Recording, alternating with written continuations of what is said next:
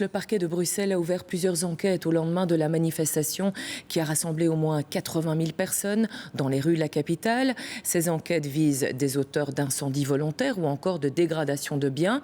Et des manifestants ont aussi évoqué des violences policières. Qu'en est-il vraiment? Retour sur les faits, témoignage à l'appui avec David Brichard, Laurent Van de Berg et Martin Collier. Boulevard Pacheco, gare centrale, gare du Midi, à chaque fois les mêmes scènes d'affrontement. Ces événements ternissent une manifestation qui se déroule pourtant dans le calme. La police intervient face aux casseurs. Aujourd'hui, certains comme Anne-France dénoncent des violences policières. Je vois un policier à terre qui se fait frapper par des gens et puis là je reçois moi un coup dans le dos.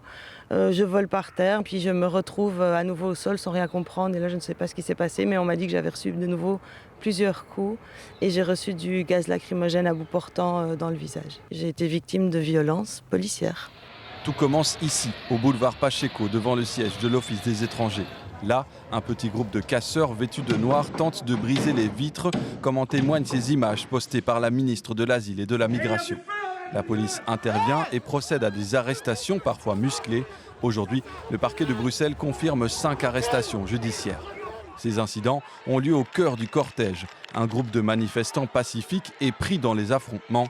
Sur les réseaux sociaux, l'ex-coprésidente d'Ecolo déplore l'usage de gaz lacrymogène à proximité d'enfants. Certains ont pourtant été évacués par les policiers.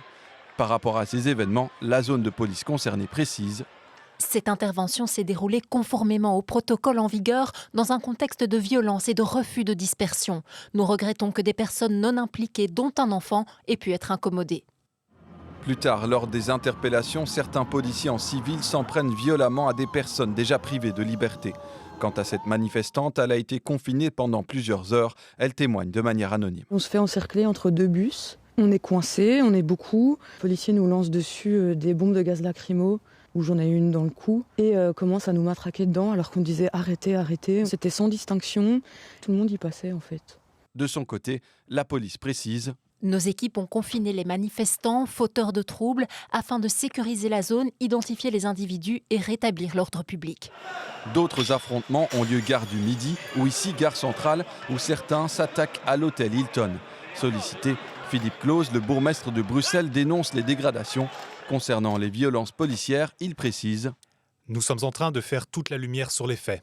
Si bavure il y a eu, elles ne pourront pas être tolérées. 24 heures après les faits, le nombre de blessés et le bilan des dégâts matériels n'est pas encore connu. Des enquêtes et analyses sont en cours.